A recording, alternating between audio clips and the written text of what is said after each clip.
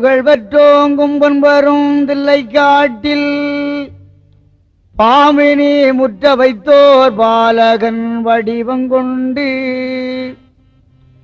பூமியில் புகழ் பெற்றோங்கும் பொன்பரும் தில்லை காட்டில் பாமினி முற்ற வைத்தோர் பாலகன் வடிவங்கொண்டு ஆமினி உலகுக்கெல்லாம் அருள் தரும் சுடலை மாடன் ஆமினி உலகுக்கெல்லாம் அருள் தரும் சுடலை மாடன் இந்த சாமியின் கதைகள் சொல்ல தந்திமா முகவன் காப்புத்தாமி சுவாமியின் கதைகள் சொல்ல தந்திமா முகவன் காப்புத்தாமி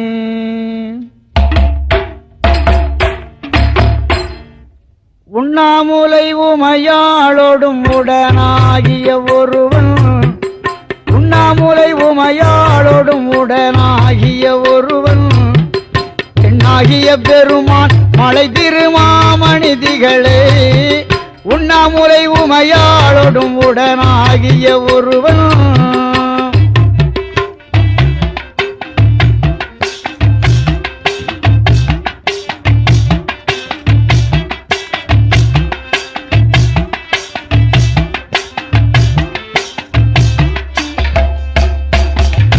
மண்ணார்ந்தன அருவி திரள் மழலை முழவு அதிரும் மண்ணார்ந்தன அருவி திரள் மழலை முழவு அதிரும் அண்ணாமலை அண்ணாமலை தொழுவார் வினை வழுவா வண்ணம் அருமி உண்ணாமூலை உமையாளோடும் உடனாகிய ஒருவன்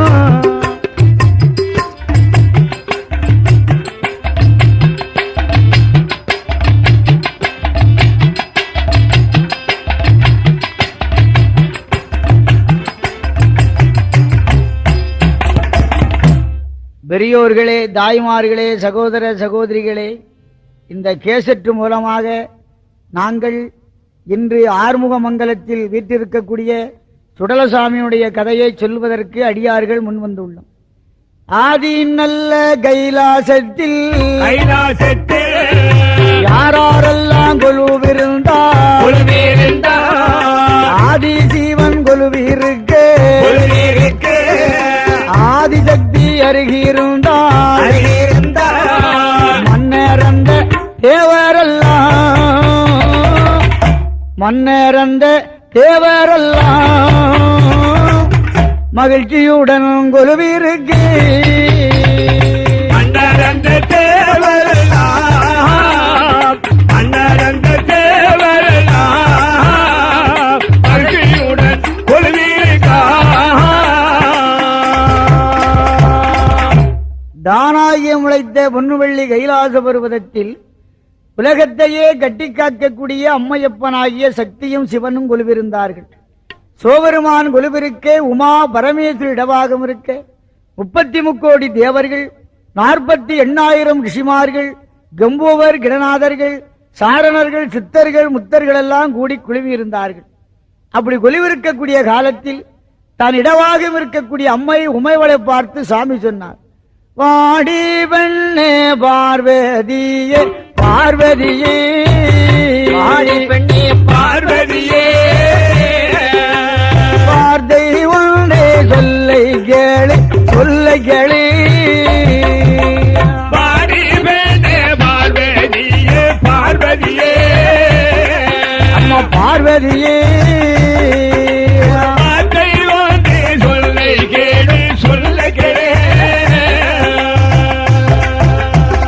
பாரில் உள்ள உயிர்களுக்கு பட்டினிகள் இருந்திடாமல் படியளந்து வாரே நம்மா வாரே நம்மா படியளந்து வாரே நம்மா என்று பரமஜீவன் சொல்லி அங்கி சொல்லி அங்கி படியளந்து வாரே நம்மா வாரே நம்மா வாரே நம்மா பரமசிவன் சொன்ன போது பார்வதி பெண்ணே, நாம் பூலோகத்துள்ள உயிரினங்கள் அத்தனைக்கும் குறைவில்லாமல் படியளந்து வருகிறேன் என்று என்று பரமேஸ்வரன் கைலாசத்தை விட்டு பூலோகத்திற்கு வருகிறார்.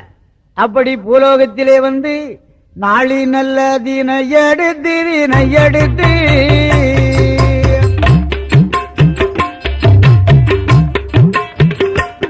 இந்த நாடு எல்லாம் வடியளந்தார் அப்படி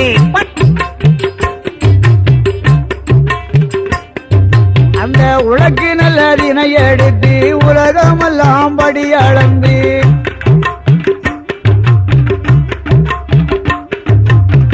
ஆளாக்கி தினை எடுத்து அகிலமெல்லாம் படியளந்து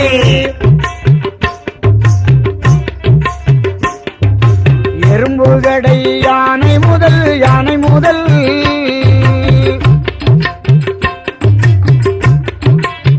எறும்புகடை யானை முதல் அந்த ஈஸ்வரனும் படியளந்தார் எறும்பு கிடை யானை முதல் ஐயா யானை முதல் ஈஸ்வரனும் படியளந்தா ஈஸ்வரனும் படியளந்தா பூலோகத்திலே வந்த பகவான் எறும்பு முதல் யானை வரைக்கும் கல்லுக்குள் இருக்கக்கூடிய தேரை கற்பையிலே இருக்கக்கூடிய சிசுவு முட்டைக்குள் இருக்கக்கூடிய குஞ்சு அத்தனைக்கும் பரமேஸ்வரன் ஒன்றும் குறைவில்லாமல் படியளந்து வருகிறார். சிவம் பூலோகத்திலே படியளக்க கைலாசத்திலே இருக்கக்கூடிய அம்மைக்கு சுவாமி மேலே ஒரு சந்தேகம் வந்தது. என்ன? படியளக்க போறேன் என்று தினமும் பகவான் பூலோகம் போய் வருகிறார். அது எப்படி படியளந்து வருகிறார் என்பது உண்மை புலப்படவில்லை. இந்த விஷயத்தை இன்றைக்கு நாம் ஒரு சோதனை போட வேண்டும் என்று அம்மை முடிவு செய்தார். அப்படியா? தேவலோகத்தில் வாழக்கூடிய தேவதச்சர்களை அழைத்தார். சரி, தேவதச்சர்களை அம்மா ஒரு காஞ்சூராங்கம் ஒன்று வெட்டி கட்ட சிமிழ் ஒன்று கடைந்து சித்தரும்புடைய உள்ளே புகாத ஒழுக்கத்தை இட்டு ஒரு திருக்காணியை பூட்ட போட்டு சிமிழ கொடுங்கள் என்று அம்மாள் கட்டளையிட்டார். ஆகட்டும் தாயே. பரமேஸ்வரி சொன்னவாய் மூடவில்லை. அந்த கம்மாளர்கள் அந்த காரியத்தை நிறைவேற்றினார்கள். அப்படி அந்த சிமிழை கையிலே வாங்கின உடனே பரமேஸ்வரி சிவத்தை சோதிக்க வேண்டும் என்று ஒரு வேலை செய்தாள். என்னையா? ஒரு சின்ன உயிராகிய சித்தரும்பு ஒன்றை பிடித்து அதை சிமிழ் கூட்டுக்குள் அடைத்து முந்தாணி சேலையிலே முடிந்து தன்னுடைய இக்கரையில் இடுப்பிலே அம்மாள் சொருகிக் கொண்டாள். பாதுகாப்பா வைத்துக் கொண்டாள். அப்படி சொருகிக் கொண்ட பரமேஸ்வரி பகவானுடைய வருகையை எதிர்பார்த்துக் கொண்டிருக்கிறார். சரி, சாமியும் பூலோகம் எல்லா ஜீவராசிகளுக்கும் படியளந்து பழையபடி கைலாசம் வருகிறார். அங்க படியாளந்து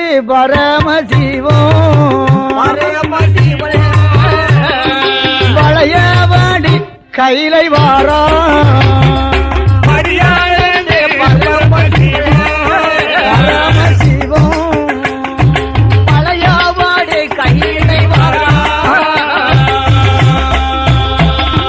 எறும்புகடை யானை முதல் ஈஸ்வரனும் படியளந்து ஆதி நல்ல கைலை தேடி அரணாரும் வாரபோது பரமனோட வருகை தன்னை பார்வதியாள் தானறிந்து வருகை தன்னை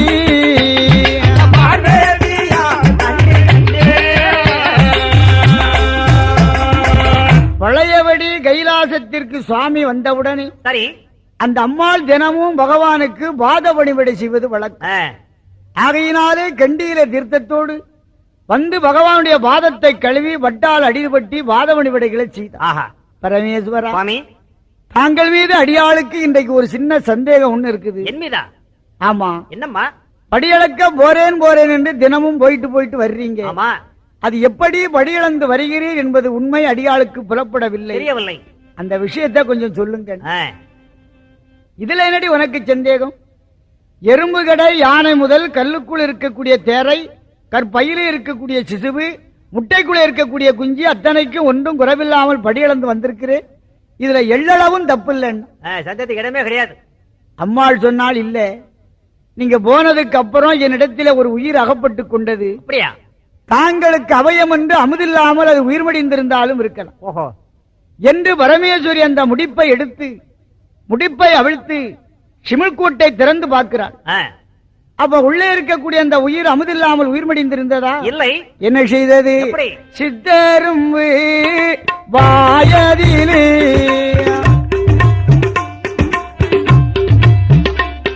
ஒரு திணையரிசி கவ்விக்கொண்டு அவே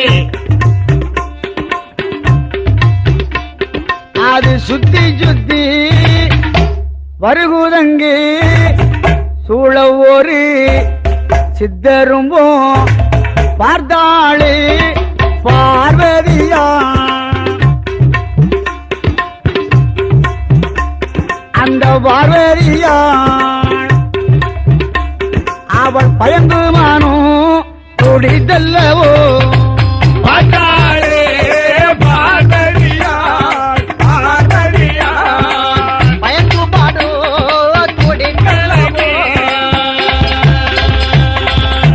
அந்த எறும்பினுடைய வாயிலே ஒரு திணையரிசியை கவ்விக்கொண்டு சிமுள் கூட்டு அப்படியே சுத்திக்கிட்டே வந்த சுற்றி வருகின்றது. அவே இதை கண்டவுடனே பரமேஸ்வரி உடல் நடுங்கி சிமிளை தூர வீசிவிட்டு, ஆஹா. சுவாமி, என்ன தாங்களுடைய பெருமையை அடியாளே அறிந்து கொள்ள முடியாமல் இப்படி ஒரு பயங்கரமான தவறை செய்து விட்டேன். அறியாமல் தெரியாமல் செய்த குற்றத்தை ஆண்டவனே தாங்கள் தான் பொறுக்க வேண்டும் என்று சாமியுடைய வாதத்திலே விழுந்து அம்மாள் மன்னிப்பு கேட்கிறார். சரி. அந்த இடத்திலே கோபத்தோடு அம்மாளுக்கு சாமி ஒரு சாபத்தை கொடுக்கிறார். அப்படியா? நம்ம நாட்டில் சுடல தேவதை எந்த இடத்துல இருந்தாலும் சரி, பேச்சியமே இல்லாத சுடலை ஒரு பக்கம் இருக்காது. சுடல சுவாமி இருக்குன்னா பக்கத்திலே பேச்சியம்மாள் என்ற ஒரு அம்மாள் இருப்பார். ஆமையா.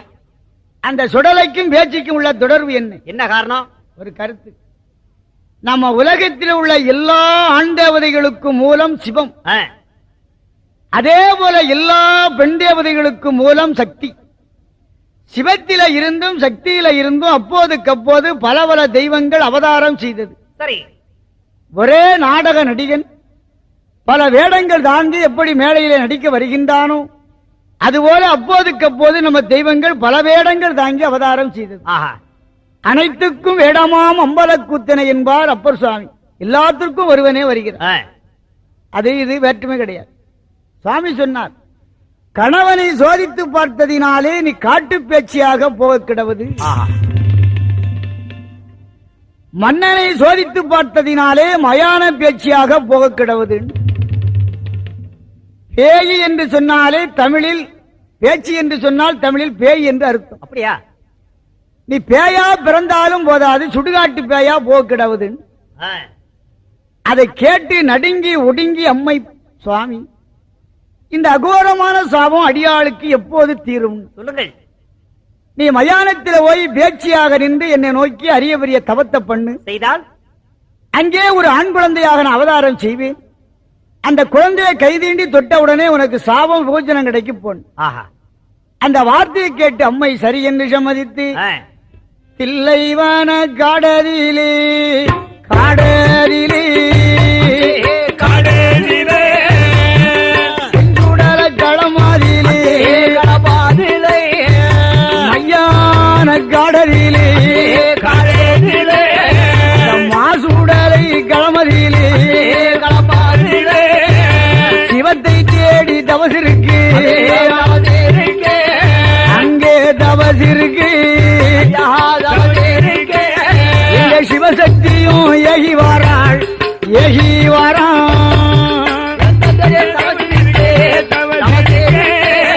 அங்கே தவசிருக்கு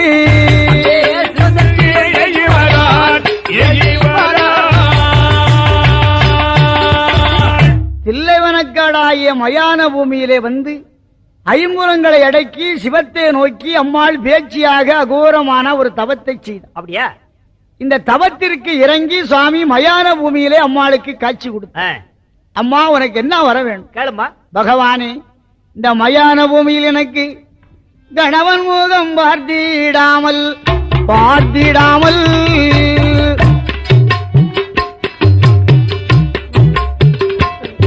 ஒரு கை குழந்தை ஒன்று வேணும் ஒன்று வேணும்.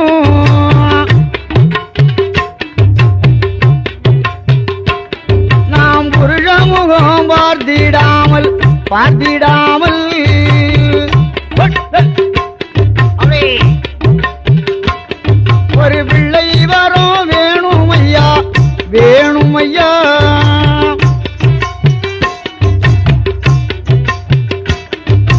நாம் மன்னன் முகம் பார்த்திடாமல் பார்த்திடாமல்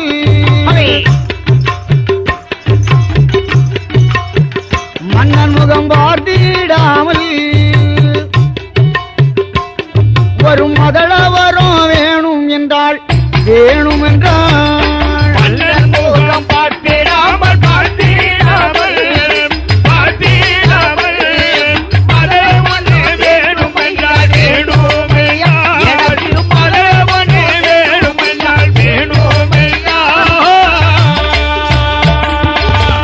கணவன் முகத்தை அறியாமல் அடியாளுக்கு ஒரு கைக்குழந்தை வேணும் என்று சுவாமியிடத்திலே அம்பாள் கேட்டார். சரி. பரமேஸ்வரன் இந்த தில்லைவனக்காடாகிய மயான பூமியில் எண்ணி எண்ணி எருவடிக்கு ஈரமண்ண மேல் புதைந்து பேருவாதி எரிவிலை வின வெந்து கொண்டிருக்கக்கூடிய வேளையில் அந்த மூட்டத்தின் அருகாமை வந்து கண்களை மூடி முந்தாணி சேலை ஏந்தி என்னை மனதிலே நினைத்து நின்றால் அங்கே ஒரு குழந்தை கிடைக்கும் போய் வா. ஒரு கருத்து, எந்த குழந்தைகளும் அம்மாவுடைய வயிற்றிலே கருவுற்று பிறந்ததாக வரலாறே கிடையாது. அப்படியா? எந்த குழந்தைகளையும் அந்த அம்மாள் கருவுற்று பெற்றெடுக்கவில்லை, கொங்கையில் பால் ஊட்டவும் இல்லை. அவன் ஞானம்மாள் கன்னி, என்றைக்கும் கன்னியாக இருக்கக்கூடியவள். வைரவரோ வீரபத்திரர், முருகன், விநாயகர், ஐயப்பன், எந்த குழந்தைகளும் அம்மாள் அவள் வயிற்றிலே கருவாகி பெற்றெடுக்கவில்லை. ஏன்னு கேட்கணும். தாயின் வயிற்றிலே கருவுற்று பிறந்தால் ஒரு நாளைக்கு பிறப்புன்னா இறப்பு உண்டு. அப்படி ஒன்று பிறந்து இறக்குமானால் நம்ம சட்டப்படி இறந்தது தெய்வமாகாது. அருவமும் உருவமாகி அனாதியாய் வலவாய் ஒன்றாய் பிரமமாய் நின்ற ஜோதி பிளம்பு அது ஒரு மேனியாகி கருணைகூர் முகங்களாறு கரங்கள் பன்னி ரெண்டும் கொண்டு ஒரு திரு முருகன் வந்து உதித்தன உலகம் உய்யே. கண்டபுராணம். நம்ம தெய்வங்கள் எல்லாம் அப்போதுக்கு அப்போது உதயமானது. உதிக்கிறதுன்னா மறைந்திருக்கக்கூடியது வெளிப்படுதுன்னு அர்த்தம். உலகமெல்லாம் பாவித்திருக்கிறார் தெய்வம். ஒரு பக்தன் உண்மையோடு வேண்டும் போது மறைந்திருக்கக்கூடிய பொருள் வெளிப்படுகிறது. மறைய நின்றுளான் மாமதி சோதியான் உறவுகால் நட்டி உணர்வு கயற்றினால் முருக வாங்கி கடையன் முன்குக்குமே. அப்ப சுவாமி வாக்கு. அப்படி நினைத்தவுடனே சுவாமி காட்சி கொடுப்பான். அதுபோல மற்ற மதங்களிலே பிறப்பு உண்டு, தெய்வங்களுக்கு இறப்பு உண்டு. கன்னிமரியாள் வயிற்றிலே சேசுநாதர் சுவாமி 10 மாதம் குடியிருந்து மாட்டுத் தொழுவத்திலே பிறந்தார். கடைசியில் அவரை சிலுவில் அடிச்சு கொண்டுட்டாங்க. மாயாதேவி வயிற்றிலே புத்த பெருமான அவதாரம் செய்தார். கடைசியில் அவர் என்னமோ பண்டிகரியை தின்ட்டு சுவாமியாம செத்துட்டாராம். நபிகள் நாயகத்தை கல்ல கொண்டே எரிஞ்சாங்க. பிறப்புன்னா இறப்பு உண்டு. மற்ற மதங்களில் தெய்வங்களுக்கு பிறந்த நாள் இறந்த நாள் கொண்டாடுவார்கள். நீங்க எங்கேயாவது சிவபெருமான் பிறந்த நாள், முருகன் பிறந்த நாள் கொண்டாடுறீங்களா? பிறப்பு இல்லை, பிறந்தா தானே கொண்டாடுறது. உலகம் என்றைக்கு உண்டோ அன்றைக்கு ஆண்டவன் உண்டு. இடைவெளியில் வாரது தெய்வமாகாது. ஆகையினாலே அந்த அம்மாள் திருவயிற்றிலே ஒன்றாவது கருவுற்று பிறந்ததாக வரலாறு இல்லை. எல்லாம் அப்போதுக்கு அப்போது அவதாரம் செய்து. அந்த வார்த்தையை கேட்டு அம்மாள் சரி என்று சம்மதித்தாள். இந்த கதை இன்னும் ஒரு வரலாறு உண்டு. என்ன? கைலாசத்திலே 21ஆம் தூணிலேயோ 31ஆம் தூணிலேயோ சுடலை பிறந்ததாக ஒரு வரலாறு சொல்லுவார்கள். அந்த கதை பொருத்தமில்லாத கதை. கைலாசத்திலே அந்த குழந்தை அவதாரம் பிறந்திருக்குமானால் ஒரு கருத்து, மயானம் போக வேண்டிய தேவையில்லை. அக்கிராகரத்தில் தாய் தகப்பனுக்கு அடங்கி ஒடுங்கி அடக்கமா வளரக்கூடிய உள்ள கசாப் கடைக்கு அறியாம போகுது. என்ன? கைலாசத்திற்கும் மயானத்திற்கும் சம்பந்தமே கிடையாது. அது மயானத்திலே அவதாரம் செய்து சுடலையில பிறக்க போய்த்தான் அதுக்கு சுடலை என்றே பெயர் வந்தது. அந்த வாக்குப்படி அம்மை சரி என்று சம்மதித்து தில்லைவனக்காடாய மயான பூமியிலே பிணம் வென்று கொண்டிருக்கிறது. சரி. அந்த பிணத்தின் அருகாமை கண்களை மூடி முந்தாணி சேலை ஏந்தி சுவாமியை நினைத்து நிற்கிறார். ஒரு காலத்திலே சிவத்திற்கு பிரம்மகத்திய தோஷம் பிடித்து சுடலையிலே ஆடினார். சரி. அப்படி சுடலையிலே ஆடக்கூடிய தெய்வம் அந்த அம்மாள் ஏந்திருக்கக்கூடிய அந்த மூட்டத்தில் அம்மாளுக்கு தெரியாமல் சுவாமி திடீரென்று குதித்தார். அப்படி குதித்த உடனே முந்தாணி சேலையிலே சுடலை முத்துக்கள் சிதறி விழுந்தது. பரமேஸ்வரி கூட்டி அள்ளினாள். சிவனுடைய திருவருளினாலே அது உயிருள்ள ஒரு முண்டமாக முதல்ல உருண்டது. அப்படியா? அந்த தசை பிண்டத்துக்கு உயிர் இருக்குது. சரி. கண்ணோ மூக்கோ செவியோ வாய்களோ காய்கரங்கள் இல்லை. அதெல்லாம் இல்லை. குளவிக்கல் ஆட்டம் உருண்ட உடனே சுவாமி ஆ, குழந்தை வர வேணும் என்று அடியாளிடத்தில் நான் தவம் செய்து கேட்டேனே, இப்படி உறுப்புகள் இல்லாத ஒரு முண்டத்தை கொடுக்கலாமா? ஐயோ, சோதனைக்கு மேலே சோதனை செய்வது பிழையில்லவா சுவாமி, இது என்ன நியாயம் என்று பழையபடியும் சுவாமி நினைத்து புலம்பினாள் அம்மை. சரி. இரண்டாவது முறையாக மயானத்திலே சுவாமி காட்சி கொடுத்தார். ஆஹா, சிவனுடைய திருவருளினாலே அது அழகான ஒரு ஆண் குழந்தையாக தென்பட்டது. சபாஷ். சாதாரண வடிவத்தோடு எப்படி? பவளம் போல நிறத்தழகும்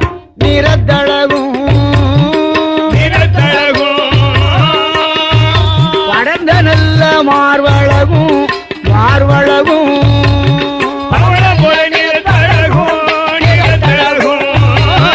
நிறத்தழகும்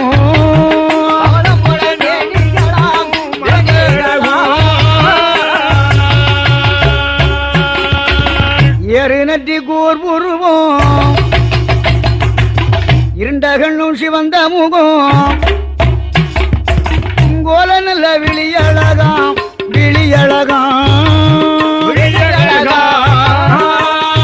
ஓவன் கரியது போல் முக்கழகும்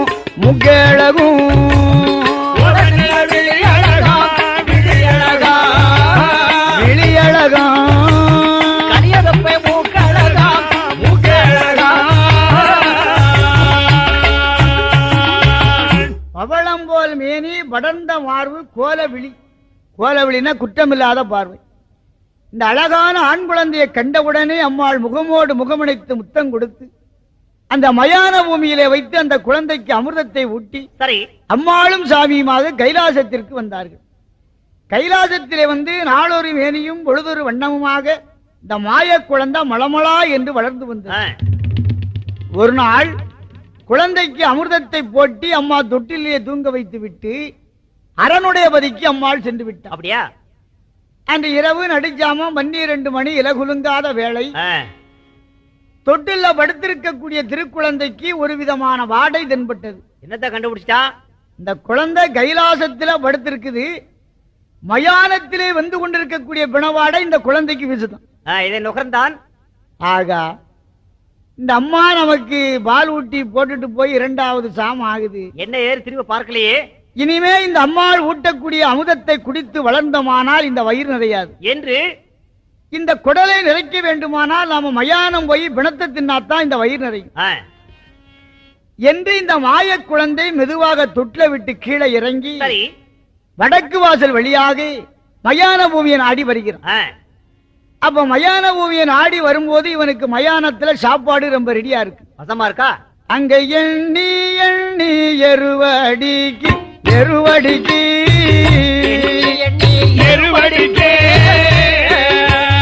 ஈரமான மேல் பூதைந்து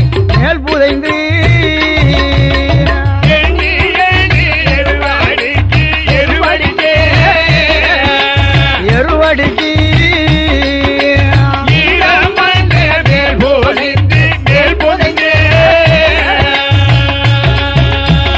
மரத்தினல்ல எருவடிக்கு பச்ச மண்ணை மேல் பூதைந்து வேறுவாதி எருவதிலே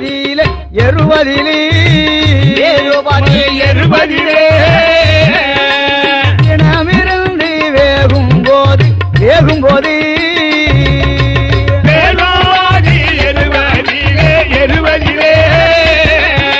எருவதிலே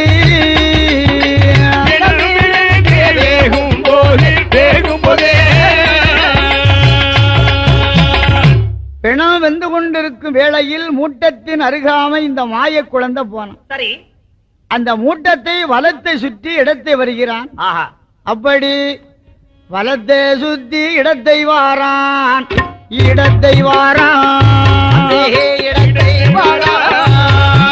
வடிவாளகன் அந்த வேளை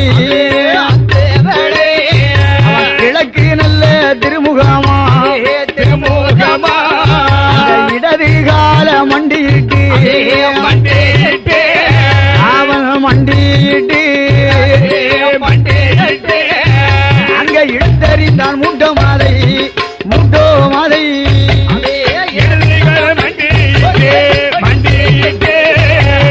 மண்டியிட்டு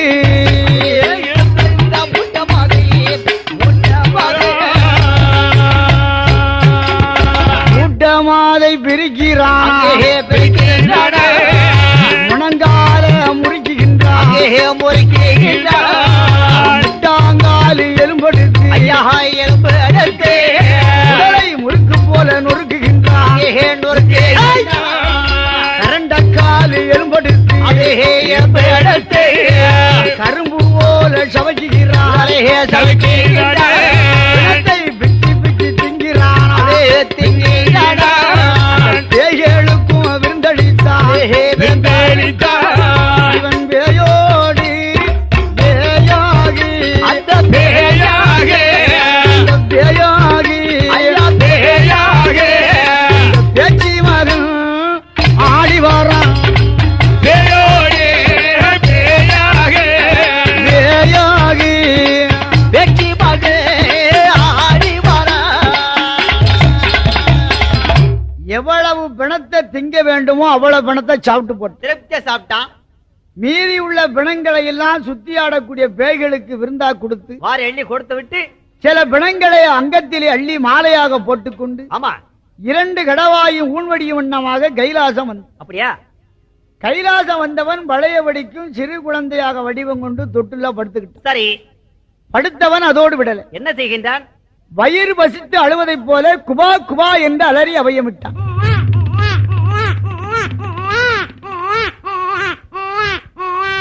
என்ன ரூவா ரூவான்னு அழுவுது?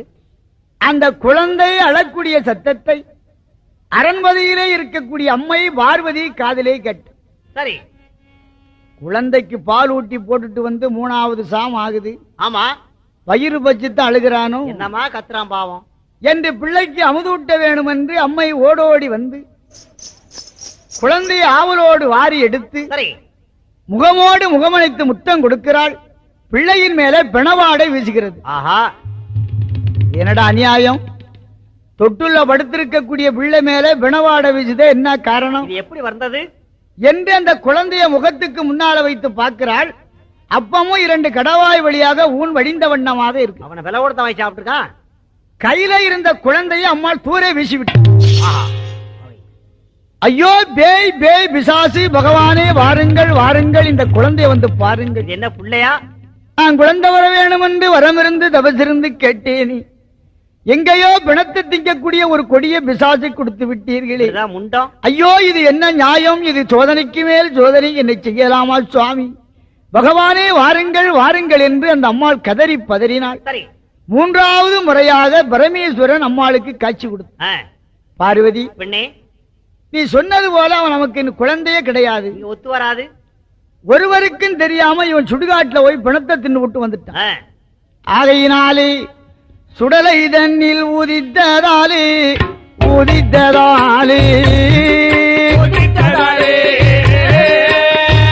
அந்த சுடலை ஆண்டி இவன் தானம்மா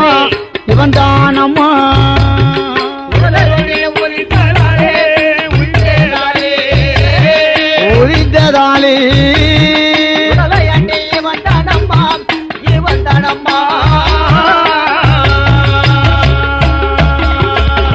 மையானத்தில் பிறந்ததினால் மாயாண்டி வந்தானடி, பேய்களுக்கு அதிகாரி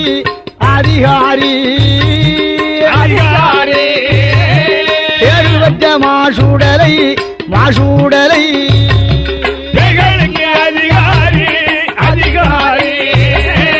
அதிகாரி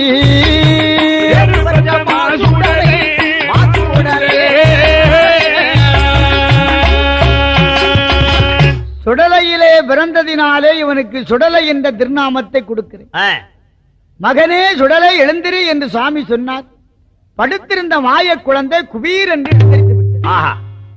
மகனே, சைவமாக இருக்கக்கூடிய திருக்கையிலையில் நீ சுடுகாட்டுல போய் பிணத்தை தின்னு விட்டு வந்து விட்டாய். சாப்பிட்டியப்பா? மாமிசத்தை தின்றதினாலே இனிமே நீ மாணிக்க கையிலைக்கு ஆகாது, இருக்க முடியாது, பூலோகத்துக்கு போ. அப்போ சுடலை சொன்னார், பகவானே ஐயா, திடீரென்று என்ன பூலோகம் போக சொல்றியே, அங்க இவன் என்ன மதிக்கிறான்? ஒண்ணு கிடையாது. இப்போ நான் பூலோகம் போக வேண்டுமானால் எனக்கு சாப்பாட்டுக்கு இடம் வேணுமே, என்ன பண்றது? அங்க போய் யார்கிட்ட எப்படி கேட்க முடியும்? அங்க மயானக்கரை அதிகம் இருக்குது. அப்படியா? மானிடர்கள் எக்கச்சக்கம், சாதிக்கு 4 சுடுகாடு வச்சிருக்கான். அவன் கேட்டு போட்டு பூட்டி வச்சிருக்காப்ப. எங்க அப்பா சுடுகாடு, ஆத்தா சுடுகாடுன்னு. வில்லோடு முரசோடு வீரகண்யன் கொட்டோடு ஊட்டு போட்டு உனக்கு கொடை கொடுப்பார்கள். ஆகையினாலே நீ பூலோகம் போசாமி, நல்லா இருப்ப.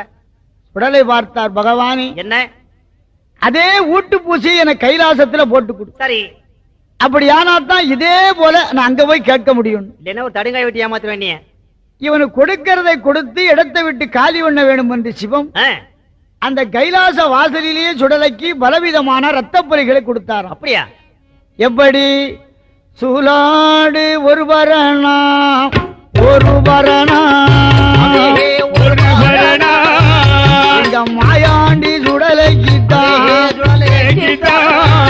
சுவழுங்குட்டி ஒரு பரணா ஒரு பரணா பாலாடும் ஒரு பரணா ஒரு பரணா வண்டி ஓட்டு ஒரு பரணா ஒரு பரணா ஏழு கீடா ஒரு பரணம் ஒரு பரணா அந்த எருமக்கீடா ஒரு பரணா ஒரு பரணா இவன் எருமக்கீடா ஊட்டெடுத்து உடலை ஊட்டெடுத்து அவன் ஏக சத்தம் போடுகிறான் போடுகிறான் அங்கே ஊட்டெடுத்து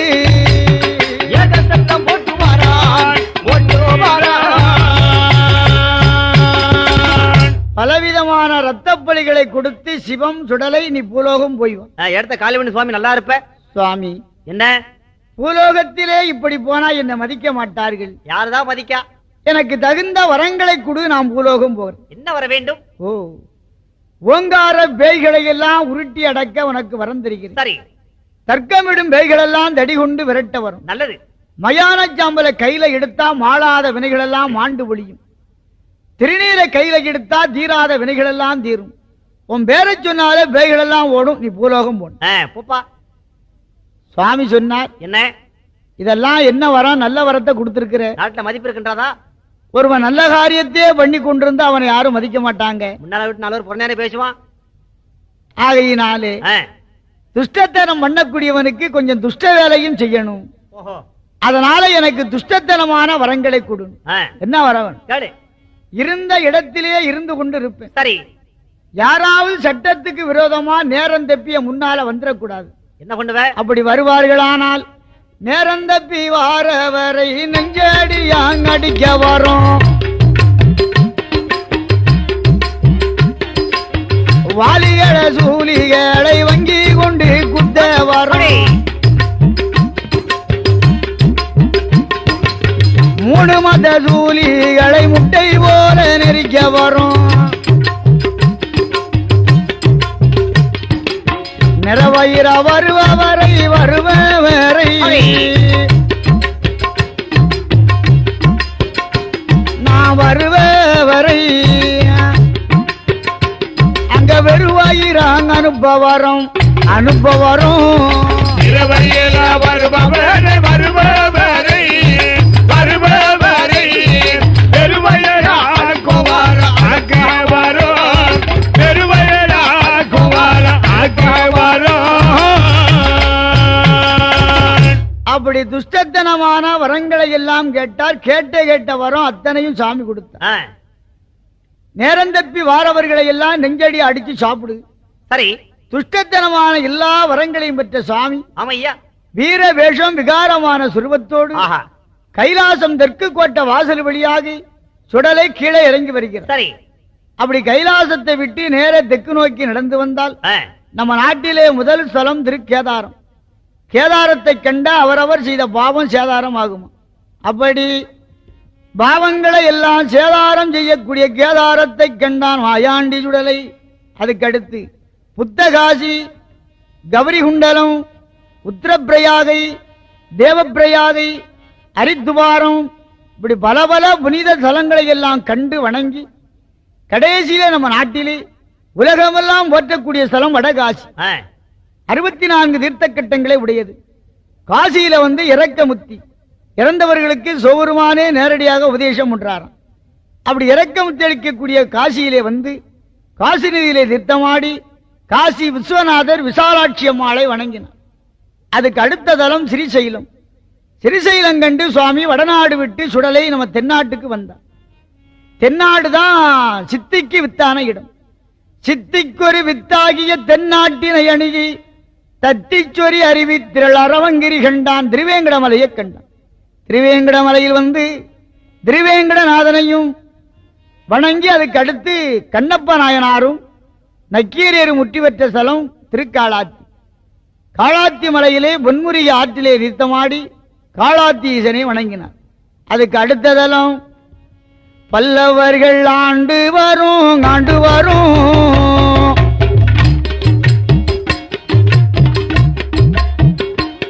அந்த தொண்டை நாட்டு சீமையிலே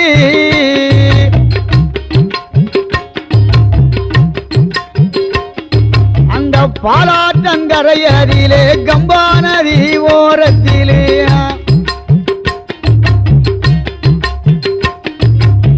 கம்பா நதி ஓரத்திலே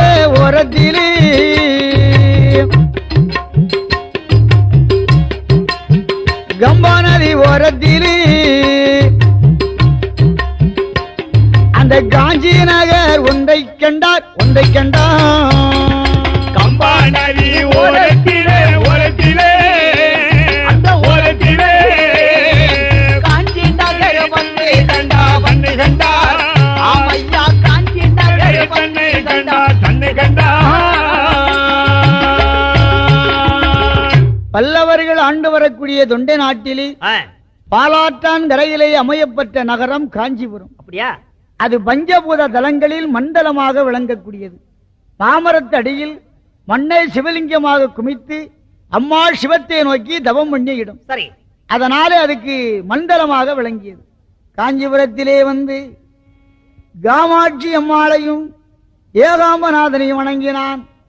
அதுக்கு அடுத்த தலம் அருணகிரி முத்திவற்று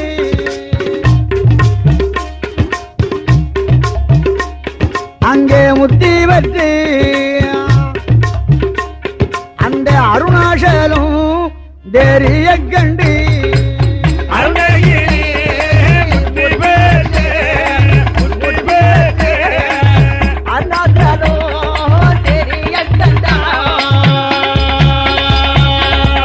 அருணகிரிநாதர் முத்தி பெற்ற ஸ்தலம் வடக்கே இருக்கக்கூடிய திருவண்ணாமலை. அப்படியா?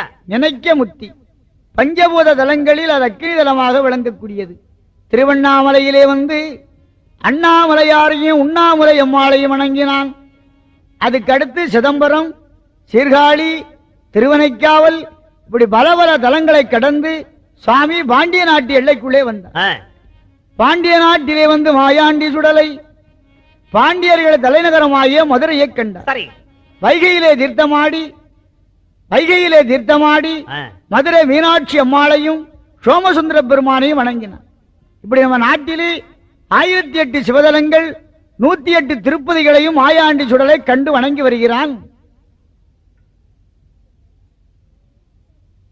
அப்படி தென்னாட்டில் தான் சிவதலங்கள் அதிகம். அதனால்தான் தென்னாடுடைய சிவனே போற்றின்னு பேர். நாயன்மார்களால் பாடல் பெற்ற ஸ்தலம் 1008 சிவதலம். ஆழ்வார்களாலே பாடல் பெற்றது 108 பெருமாள் கோவில். அப்படி எல்லா கோவிலுக்கும் சென்று எல்லா தீர்த்தங்களும் ஆடி எல்லா தெய்வங்களையும் மாயாண்டி சுடலை வணங்கி வருகிறான். கடைசியில் இவனுக்கு மலையாளம் பார்க்க வேண்டும் என்று ஒரு ஆசை. ஆகையினாலே இத்தோடு முதல் பாகம் முடிந்தது. அடுத்து இரண்டாவது பாகத்தை கதையை சொல்லுகிறேன். வேண்டும் என்று ஆசை கொண்ட சுவாமி மலையாள நாட்டிலே மேற்கு கடற்கரை ஓரமாக தென்திசை நோக்கி நடந்து வந்தார். அந்த மேற்கு கடற்கரையிலே கோகர்ணம் என்ற ஒரு புண்ணிய தலம்.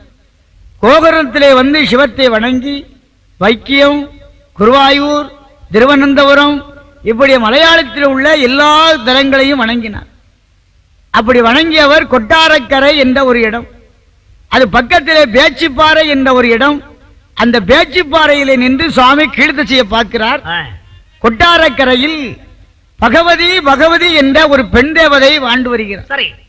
அந்த பகவதி அம்மாளுக்கு தங்கத்தாலே கொடிமரம், தனிய வெள்ளி கோபுரம், வெள்ளியால படித்துறை, வெங்கலத்தினால் திருமதில், கட்டுக்களஞ்சியம், கரிவேல புரைகள், யானை கட்டும் சாவடி, அணிமுகப்பு மண்டபம் இப்படி ஆடம்பரத்தோடு அந்த சீரோடு சிறப்போடு அந்த கொட்டாரக்கரையில இருந்து பகவதி அம்மை மலையாளத்தை ஆண்டு வருகிறார். மாதம் 2 திருவிழா அந்த அம்மாளுக்கு, வருடம் 2 தேரோட்டம் நடக்கின்றது.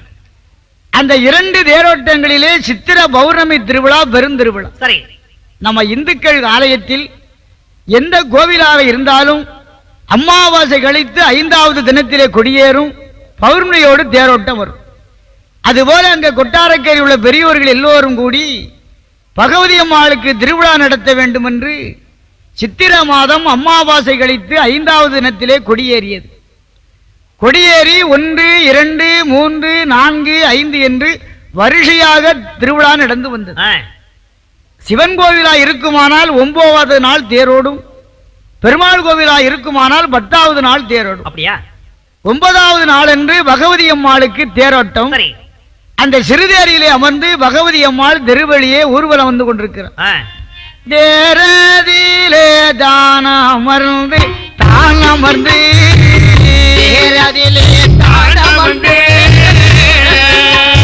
பெருவாளியே ஏகி வாரான் ஏகி வாரான்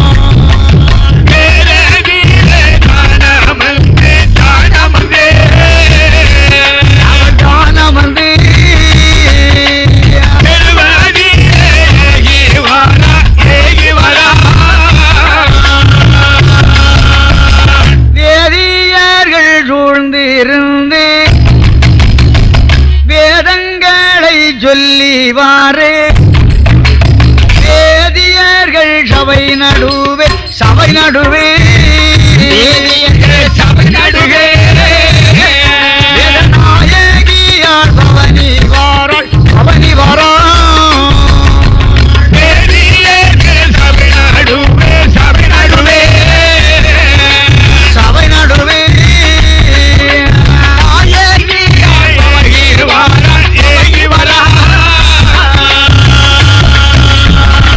வேதியர்கள் எல்லாம் வேதங்களை சொல்லி வர தேவதாசி தேருக்கும் நாள் ஆடிவர ஆமையா நட்டுவன் கொட்டி வர ஆடலுடன் பாடலுமாக அந்த அம்மாள் அப்படியே திருவழியே பவனி வருகிறார். இந்த பகவதி அம்மாள் தேரோட்டத்தை பார்த்தான் மாயாண்டி சுடலை. சரி, இது யாருடைய ரதமாக இருக்கலாம் என்று மாயாண்டி பார்க்கிறார். எந்த தேவதைக்கு தேர் ஓடுகிறதோ அந்த தெய்வத்தினுடைய கொடி அந்த தேரிலே பறக்கும். அப்படியா? நம்ம நாட்டிலே ஒவ்வொரு கட்சிக்கும் ஒரு கொடி இருப்பதை போல நம்ம தெய்வங்கள் ஒவ்வொரு தெய்வங்களுக்கும் ஒரு கொடி உண்டு. சரி, ஆனால் கட்சி கொடி அப்போதுக்கு அப்போது கலரும் மாறும், சின்னமும் மாறும், வாரத்துக்கு 7 மாறும். தெய்வத்தினுடைய கொச்சி அந்த கொடி வந்து கலரும் மாறாது, சின்னமும் மாறாது. ஆமையா. திருமாலுக்கு கருட கொடி, பெருமாளுக்கு தேரோட்டம்னா கருட கொடி பறக்கும். சரி, சிவனுக்கு காளைக்கொடி, சிவனுடைய தேர்னா காளைக்கொடி பறக்கும். பிரம்மாவுக்கு அன்னக்கொடி, முருகனுக்கு சேவல் கொடி, விநாயகருக்கு எலிக்கொடி. எந்த தேவதைக்கு தேரோடுதோ அந்த கொடி ரதத்துல பறக்கும். இதை பார்த்தான் என்ன கொடி பறக்கணும். சரி, இது காளைக்கொடியும் அல்ல, கருடக்கொடியும் அல்ல, அன்னக்கொடியும் இல்லை. வேற என்ன கொடி பறந்தது? சிங்க கொடி பறக்க கண்டான் பறக்க கண்டான் பறக்க கண்டான் செங்குடர மாயாண்டி மாயாண்டி சிங்கக்கொடி பறக்க கண்டான் பறக்க கண்டான் பறக்க கண்டான் செங்குடர மாயாண்டி மாயாண்டி. அம்மாளுடைய தேர் சிங்கக்கொடி பறக்குது. சரி, ஆகையினால் தாயிடத்திலே போக பிள்ளை தயங்க வேண்டிய தேவையில்லை என்று மாயாண்டி சுடலை பேச்சுப்பாறையிலிருந்து ஒரே பாய்ச்சலா பாய்ந்தான். பகவதி தேர்ல போய் திடீர்னு விழுந்தான். தேருடைய அச்சாணி 2ஆம் முறிந்து விட்டது. சில பேரு தேரோட்டம் பார்க்கல, பக்தி மார்க்கம் இல்லை, முன்னால் ஆடக்கூடிய தாசியை பார்த்துக்கிட்டு நிக்க. சூப்பர் ஆட்டம் வந்த வருஷம் நம்ம ஊர்ல. அடுத்து நின்றவன் தலையை திருகி அழகுட தாசி முகத்தில வீசின. அலறி விழுந்தா இவனும் செத்துட்டான், அவளும் செத்துட்டான். அங்க இருந்து மாயாண்டி சுடலை ஒரே பாய்ச்சலாக கோட்டைக்கு வந்தான். சரி, பகவதி வாசலிலே வந்தவன் கதவை சாத்திக்கிட்டான். அப்படி உள்ளே ஏகப்பட்ட அட்டகாசங்களை செய்தான். கோட்டையத்தான் இடுக்குகின்றான், கோட்டையத்தான் இடுக்குகிறான், கொடிமரத்தை அசைக்குகிறான், கட்டியிருந்த குடிப்பட்டத்தை கிழித்தறிந்த மாயாண்டி மாடக்கொம்பு காளை போல மல்சுவரை முட்டுகிறான், கோணக்கொம்பு காளை போல கொடிமரத்தை அசைக்குகிறான். கோபுரத்தில் ஒரு காலும் கொடிமரத்தில் ஒரு காலும் ஆதாடி போடுகிறான், ஆதாடி போடுகிறான். ஆண்டவன் தான் சுடலத்தை ஆதாடி போடுகிறான், ஆதாடி போடுகிறான். ஆண்டவன்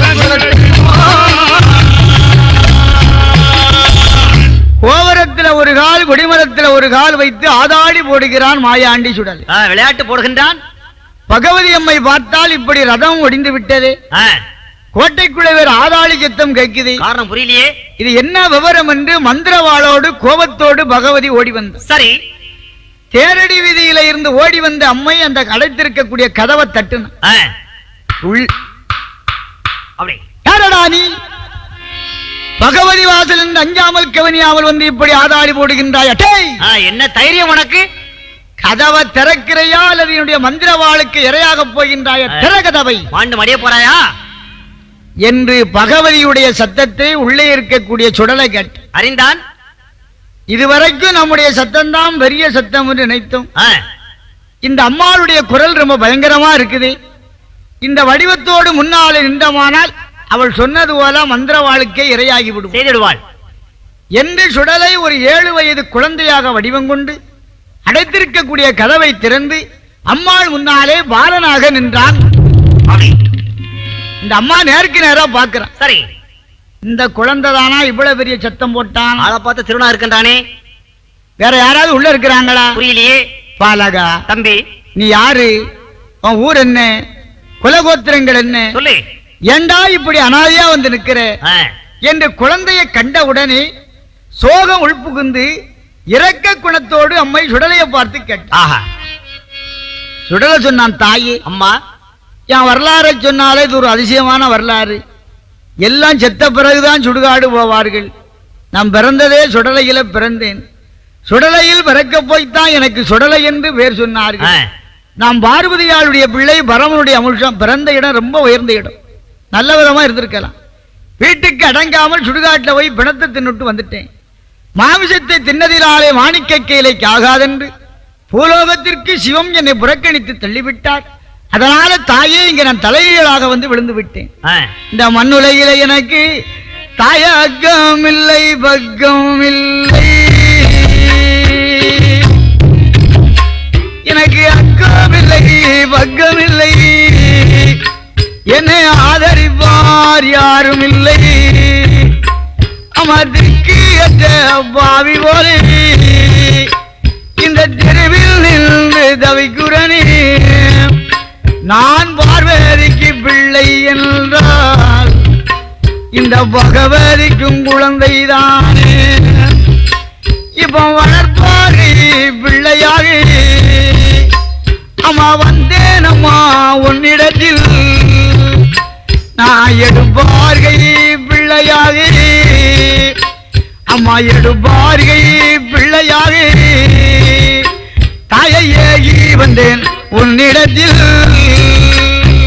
எடுப்பார்கை பிள்ளையாக, எடுப்பார்கை பிள்ளையாக ஏகி வந்தேன்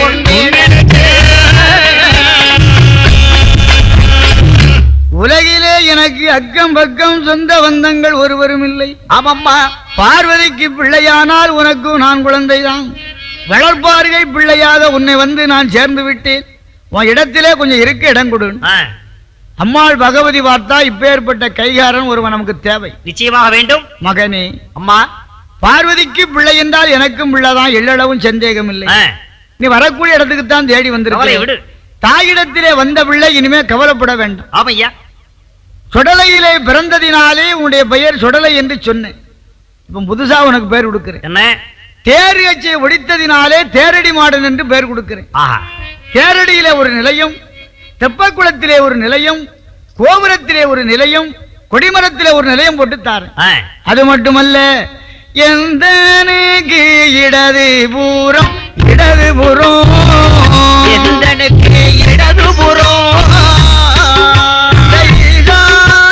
மூலையிலே மூலையிலே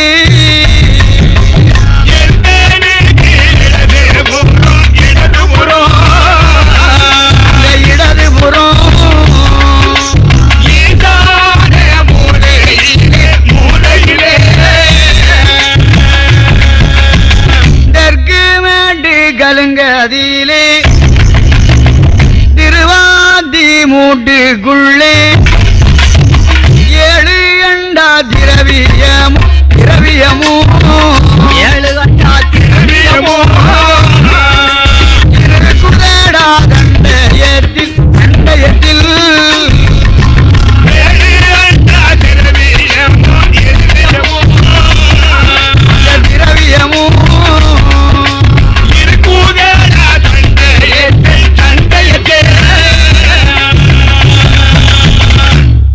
இடதுபுறம் ஈசான மூலை தெற்கு மேட்டு கலுங்கு திருவாத்தி மூட்டுக்குள்ளே 7 கண்டா திரவியம் தண்டயத்திலே அசையாமல் இருக்கின்றது. அதை கள்ளர்கள் கொண்டு செல்லாமல் மெய்க்காவல் காத்து வந்தால் உனக்கு வயிறார சாப்பாடு தான் சென்று வா. அப்ப சொடல சொன்ன அம்மா, தாயி உன்னுடைய சாப்பாடு வேற, என் சாப்பாடு வேற. என்னப்பா? உனக்கு பூஜை பண்ணக்கூடிய சிவாச்சாரியார் பூஜை பண்ணுவதை நான் 2 நாளா பக்கத்திலிருந்து பாத்துக்கிட்டே இருக்கேன். என்ன செய்கின்றார்? ஒரு கழுவாத பித்தளை தாம்பலத்தில் உப்பில்லாத பச்சரி சோற ஒரு கரண்டிய போட்டு ஒரு அழுக்கு துணியை போட்டு மூடி கணபதி கோயில் ஆரம்பித்து வைரவர் வரைக்கும் அதே சோரை திறந்து காட்டுறான். இத்தனை சாமிக்கு ஒரு 2 சோறு தானா? இந்த பூஜைலாம் எனக்கு உதவாது, ஒத்து வராது. எனக்கு தனியா ஒரு படை போட்டு கொடு. எப்படி வேண்டும்? ஒரு நாளைக்கு 1 கோட்டை அரிசியை பொங்கி 3 உருண்டையா உருட்டி கொடு. அப்படியா? சரி. பகவதி அம்மை சரி என்று சம்மதித்தார். மாயாண்டி சுடலை அந்த தெற்கு மேட்டு கலுங்கில் பகவதியுடைய பூஜையை வாங்கி கொண்டு திரவியத்தை காத்து வருகிறான். கொஞ்ச நாளா திரவியத்தை காத்து வந்தான். இந்த இருந்த இடத்துல இவனால இருக்க முடியல. சரி. அங்க வரக்கூடிய மக்களை எல்லாம் அடித்து கொண்டு திங்க ஆரம்பிச்சிட்டான். அப்படியா? பகவதி வந்து தடுத்தாள். மகனே, என்ன? தன்னை வணங்க வரக்கூடிய மக்களை தாமலே அடிச்சு கொள்ளலாமா? நியாயமா? வேலி வயிறடிக்க கூடாது, நீ காவல் தெய்வம் அநியாயம் பண்ணாத நில்லு. அம்மா தாயி, எனக்கு எல்லா நீதிகளும் தெரியும், எல்லா தர்மங்களும் தெரியும், என்ன செய்யறது? நீ கொடுக்கிற பச்சரிசி சோறும் தேங்காய் சிலையும் தின்னு எனக்கு பசி பொறுக்க முடியவில்லை. ஆகையினாலே அந்த பச்சரிசி ஜாதமாது பசி பொறுக்க முடியவில்லை.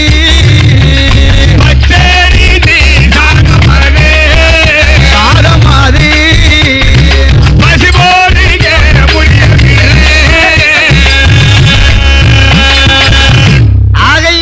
நான் கேட்கக்கூடிய பலிகளை கொடு, உன்னிடத்திலே சேட்டை பண்ணவில்லை. உனக்கு என்ன வேண்டும் நீயே கேளு. தினமும் மத்தியானம் உனக்கு உச்சிகால பூஜை நடக்கும் போது ஒரு சேவல் கொடு. சரி. வெள்ளிக்கிழமை ஒரு தீர்த்தம் வச்சு கொடு. மாதம் கடைசி செவ்வாய்க்கு ஒரு படுக்கை போட்டு கொடு. வருடம் ஒரு தடவை உனக்கு தேரோட்டத்துக்கு முதலா எனக்கு ஒரு ஊட்டு போட்டு கொடு. அப்படி கொடுத்தா உங்ககிட்ட சேட்டை பண்ணல. அப்படியா? பகவதி அம்மாள் சொன்னா, அடே இது சிவகாம முறைப்படி பூஜை நடக்கக்கூடிய திருத்தலம். இந்த இடம் இந்த சைவ பூஜையிலே நீ ரத்தம் கேட்பது நியாயம் இல்லை. உண்டுமானால் இரு, மனம் இல்லை ஆனால் இடத்தை விட்டு காலி பண்ணு. இடத்துக்காவது வந்துருச்சோ? இனிமே இந்த அம்மாள் கிட்ட அடங்கி போனாதான் கதை நடக்கும் என்று சுடலை. அம்மா, நான் கேட்கக்கூடிய பலியை நீ கொடுப்பதற்கு மறுத்தாலும் வெள்ளியும் செவ்வாயும் எனக்கு விடுமுறை கொடு. வேண்டிய உணவுகளை மயானத்தில் போய் நான் பிணத்தை தின்னு வயிறு நினைச்சுக்கிடுவேன். ஆமாம்மா. அதுக்கு அம்மா சரி என்று சம்மதித்தார். சரி. அண்டையில இருந்து சுடலை வெள்ளியும் செவ்வாயும் மயான வேட்டை ஆடி வருவது வழக்கம்.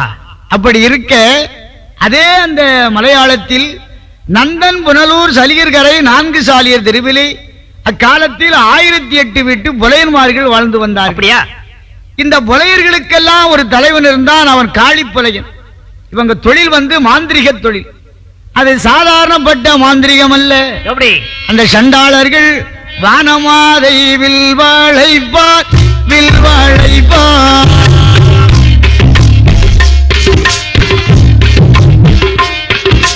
மணலை நல்ல கயறீரிப்பார்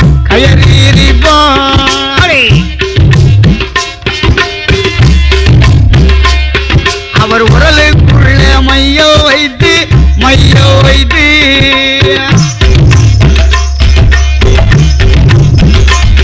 இந்த உலகம் எல்லாம் பறக்க வைப்பார்.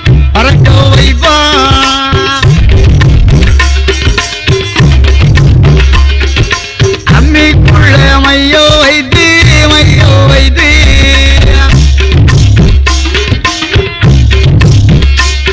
இந்த அகிலம் எல்லாம் பறக்க வைப்பார்.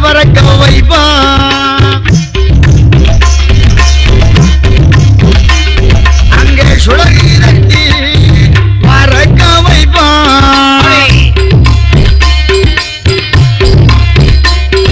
அவர் பறக்க வைப்பார். அந்த 90 காதல் வழி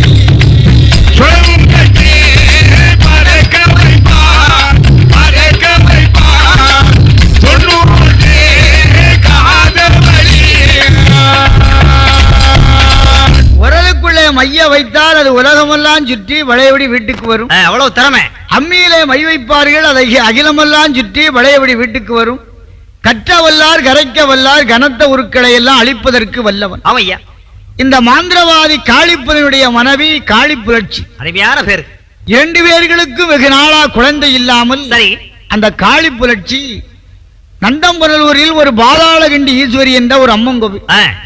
அதுல போய் 48 நாள் ஒரு மண்டல காலம் கண்களை மூடி கரமேந்தி தபசிருந்தார். அப்படியா? ஒரு காகமானது அக்கராகரத்திலே ஔவையார் விரதம் இருந்த ஆட்சி வீட்டில இருந்து ஒரு மாக்குளக்கட்டையை தூக்கி கொண்டு வந்து கரமேந்தி தவசிருக்கக்கூடிய பெருமுழற்சி கையிலே போட்டு விட்டது. அப்படி பெருமுழற்சி கண்ணை திறந்து பார்த்தால் கையிலே ஒரு மாப்பிண்டம் இருக்கின்றது. இது கோயில்ல கிடைத்ததினாலே பிரசாதமாக நினைத்து அந்த அம்மாள் சன்னதி முன்பாகவே பெருமுழற்சி பெண்ணால் மாக்குளக்கட்டையை புசித்து விட்டார். அப்படி மாக்குளக்கட்டையை புசித்ததினாலே அன்று முதலாக அந்த பெண்மணி கருவுற்றார். சரி. கருவுற்றவள் 10 மாதம் பதிபூரண கிருப்பத்தில் அவளுடைய திருவயிற்றிலே அழகான ஒரு பெண் குழந்தை பிறந்தது. சபாஷ், கொடுத்து வைத்தவள். பெண் குழந்தை பிறந்தவுடனே பெரும்பலையன் ரொம்ப சந்தோஷப்பட்டு தான தர்மங்களை செய்தான். குழந்தையை பார்க்க வரக்கூடியவர்களுக்கு அன்னதானம் செய்தான், சுரணதானம் செய்தான், வஸ்திரதானங்கள் செய்தான், கோதானங்கள் செய்தான், பூதானங்கள் செய்தான். தனக்கு சந்தானம் கிடைத்ததென்று தான தர்மங்களை செய்து அந்த குழந்தைக்கு பெயர் நாமத்தை சூட்டினான். சரி. இவனுக்கு குலதேவதை இசைக்கு மாப்பிண்டத்திலே அவதாரம் செய்து பிறந்த குழந்தை ஆகையினால் 2ஐயும் சேர்த்து மாவுசைக்கு என்ற திருநாமத்தை சூட்டினான். அந்த குழந்தை இனிதே வளர்ந்தது. 5 வயதிலே அரிய கலைகளை படிக்க வைத்தான்.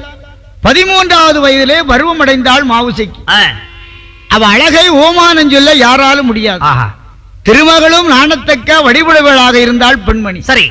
மகளுடைய அழகை கண்டவர்கள் இது திருமகளா அல்லது திருமகளினுடைய மருமகளாகிய சரஸ்வதியா என்று எல்லோரும் பார்த்து ஏங்கி சென்றார்கள்.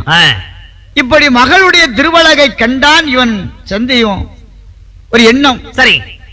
அழகுக்கு தகுந்தபடி மகளுக்கு நகைகளை செய்து போட வேண்டும் என்று ஆசைப்பட்டான். அப்படியா? இவன் நியாயமான முறையிலே ஆசைப்படவில்லை. கவர்மெண்ட் நோட்டுக்கு ஆசைப்படாம கோயமுத்தூர் நோட்டுக்கு ஆசைப்பட்டு குறுக்கு வழியில மாந்திரிக சாலம். சரி. அஞ்சனமையின்னு ஒரு மை, அத கண்ணுல போட்டா பூமிக்குள்ள இருக்கக்கூடிய புதலி தெரியுமா? அவ்வளவு பவர். அந்த அஞ்சனமையை எடுத்து வெத்தையில தடவி மையில பாக்குறான். கொட்டாரக்கரை பகவதி வாசல் தெற்குமேட்டு கலுங்கு திருவாத்தி முட்டுக்குள்ள 7 கண்டா திரவியம் அசையாம இருக்கு. பார்த்தானா டிவில பார்த்த மாதிரி? ஆமா. அன்று வெள்ளிக்கிழமையாக இருந்ததினாலே காவல் தேவதை சுடலை மயான வேட்டைக்கு போய்விட்டு விட்டான். இதுதான் நல்ல தருணம். திரவியத்தை களவெடுத்து கொண்டு வந்து மகளுக்கு அணிகலங்கள் செய்ய வேண்டும் என்று மாந்திரிக சாலத்தோடு பெரும்பலையன் புறப்பட்டு வருகிறான். எப்படி வருகிறான்? குட்டியாடு கொடிப்பீரமோ கொடிப்பீரமோ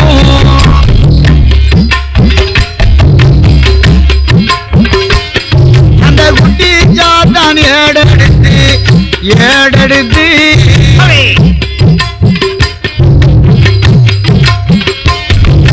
மையோ நல்ல மைஜி மேலும் மைஜி மேலும்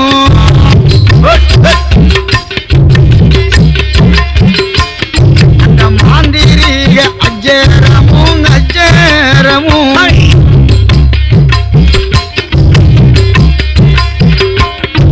இவன் அஜர ஏடெடுத்து ஏடெடுத்து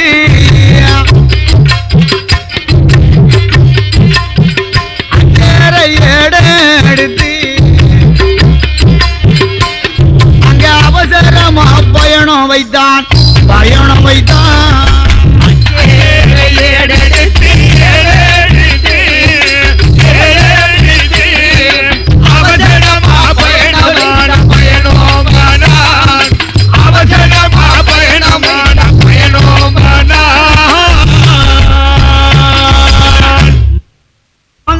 வேலையோடு கொட்டாரக்கர பகவதி வாசலிலே வந்து 7 அண்டா திரவியத்தில் 1 அண்டாவை பெரும்பலையன் கொள்ளை போட்டு வந்து மூட்டையை கட்டினான். வீடு வந்து சேர்ந்தான். மயானம் போன சுடலை கலுங்குக்கு வருகிறான். சரி. கலுங்குல வந்து பார்த்தான் 1 அண்டா 1 அண்டாவா இருக்கு, காலியா இருக்கின்றது. தாயிடத்திலே வந்தான். அம்மா, யாரோ ஒருவன் நான் காத்திருந்த திரவியத்தை களவெடுத்து சென்று விட்டான். திரவியம் போன திசையை சொல்லு என்று சுடலை கேட்கிறான். அதுக்கு அம்மாள் சொன்ன, மகனே திரவியம் போனாலும் போகட்டும், அவனை பத்தி கேளாது. என்னம்மா? அவன் காலனை விட கடியவன், கூற்றுவனை விட கொடிய பாவி, அந்த திரவியத்தை களவெடுத்து சென்றவன். அப்படியா? கொட்டார அந்த நந்தன் புனலூர் சலிகர்கரை 4 சாலியர் தெருவிலே 1008 புலையமார்கள் வாழ்ந்து வருகிறார்கள். அவர்களுக்கெல்லாம் அதிபதியாக இருக்கக்கூடியவன் தான் அந்த காளிப்புலையன். அவன் தான் நம்ம கிட்ட களவான்ட்டு போயிட்டான். ஓ அப்படியா? பாம்பு கடித்து இறந்தார்கள் என்று நாம் பார்த்ததே கிடையாது அவன் வாழக்கூடிய தெருவில். ஓஹோ. தேழு கொட்டி அழுதார்கள் என்று செவியால கேட்டதே இல்லை. அப்படி கொடிய மாந்திரவாதிகள் வாழக்கூடிய இடம், அதுக்கு தலைவன் தான் இந்த புலையன். இனிமே அங்க போனா ஒன்னையும் பிடிச்சு அடைச்சிருவான். அதனால திரவியம் போனால் பரவாயில்லை, நீ உள்ளே இரு. ஓஹோ. சுடலை கேட்கவில்லை. அம்மா தாயே, என்னுடைய காவலிலே ஒருவன் களவெடுத்து சென்றால் அதை ஏனென்று கேளாமல் இருக்கலாம்? நியாயமாகுமா? நீ ஒரு வார்த்தை சொல்லு. கட்டளை இடு. சென்று வா மகனே, சென்று வா புலையனே, வென்று வா மகனே, வென்று வா என்று ஒரு வார்த்தை சொல்லு. என்ன தெரியுமா? எப்படி? கொள்ளை கொண்டு சென்றவனை, கொள்ளை கொண்டு சென்றவனை கொடியறுத்து வாரேனம்மா, களவெடுத்து சென்றவனை அருவறுத்து வாரேனம்மா, மாந்திரவாதி வாயதில் மண்ணை எள்ளி போட்டுவாரே. எந்தல்லவா சுடல தெய்வம், எந்தல்லவா சுடல தெய்வம், ஏக சத்தம் போடுகிறான். என்னவா சுடல் தெய்வம், என்னவா சுடல் தெய்வம், ஏக சத்தம் போடுகிறான். அந்த மந்திரவாதி அடியோடு கருவறுத்து வருகிறேன், போ என்று விடை சொல்லு. சென்று வருகின்றேன். அந்த வார்த்தையை கேட்டு அம்மாள் பார்த்தா இனிமே இவன் அடக்க முடியாது. போய் வரட்டும். சென்று வா மகனே, சென்று வா புலையனே, வென்று வா மகனே, வென்று வா என்று வாழ்த்தி நல்ல விடை கொடுத்து, விடை கொடுத்து, விடை கொடுத்து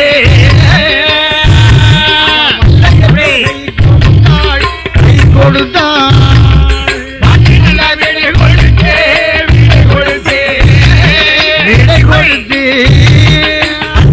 கை கொடுத்தான், கை கொடுத்தான். போற்றி நல்ல விடை கொடுத்து பொன்பிரம்ப கை கொடுத்தான். திருநீட்டால் மந்திரித்து மந்திரித்து திருப்பிரம்ப கையில் கொடுத்தாள், கையில் கொடுத்தாள். கை கொடுத்தே, கை கொடுத்தே, மந்திரித்து திரும்ப கை கொடுத்தான், கை கொடுத்தான். வாழ்த்தி விடை கொடுத்து வல்லையத்தை கொடுத்து திருநீரை போட்டு சுடலை பகவதியை அனுப்பி வைக்க. சரி. அப்படி பகவதி சுடலை அனுப்பி வைத்த உடனே 7 மலம் காவுபடியாக வீர வேஷத்தோடு ஓடி வருகிறான் மாயாண்டி. இது கண்டப்புறம் இந்த சுருவத்தோடு போகக்கூடாது, செல்லக்கூடாது. அந்த திருட்டு பயல வேஷம் போட்டுத்தான் மோசம் பண்ணணும் என்று பகவான் ஒரு பாம்பாட்டி சித்தனை போல வயதான ஒரு கிழவனை போல வடிவம் கொண்டு மவுடி எடுத்து ஊதினால் ஏகப்பட்ட பாம்புகள் வந்து கூடியது. அந்த 1000 பாம்பு கூட்டத்தில் ஒரு நாகப்பாம்பு நல்ல பாம்பு ஒன்றை பிடித்தார். பல தலைய உடையதுக்கு நாகம் என்று பேர், ஒரு தலைய உடையதுக்கு நல்ல பாம்புன்னு பேர். அந்த 2 பாம்புகளை பிடித்து கூடைக்குள்ளே அடைத்து கூடைய தலைமையில வைத்து புலையர்கள் உயிரை கவரக்கூடிய ஒரு கூற்றுவனை போல சுவாமி நடந்து வருகிறார். அப்படி கூடதல்ல மேல வைத்து சுடலையும் ஒரு கூற்றுவன் போல் வழி நடந்தார் நடலையில்.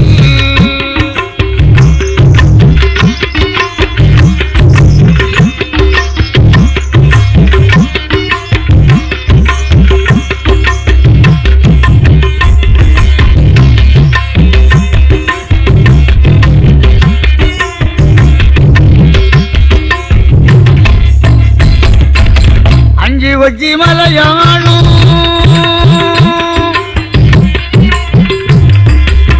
அஞ்சி கொச்சி மலையாளம் அது நடுவே கொல்லங்கொச்சி.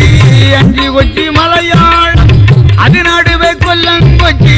கொல்லங்கொச்சி கோடி கோடி கொடுகு மலையாள தேசத்திலே கூடதல மேல வைத்து சுடலையும் ஒரு கூற்றுவன் போல் வழி நடந்தார் நடலையில்.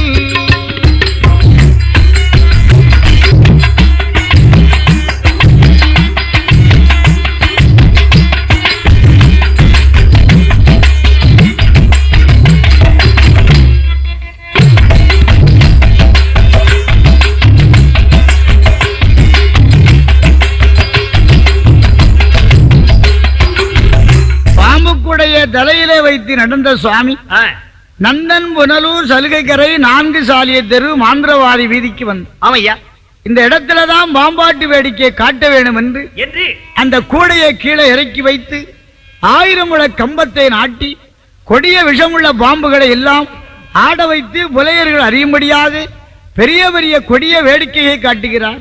அப்படி கம்பத்தின் மேலே நின்று கொண்டு களையாடுகிறான் சுடலை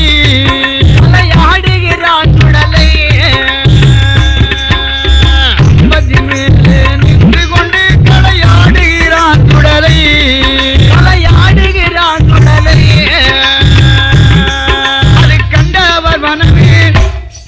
அதை கண்டவர் மனமே நின்று புகழ்ந்திட ஆட்டம் போட்டதை பார்ப்பான்.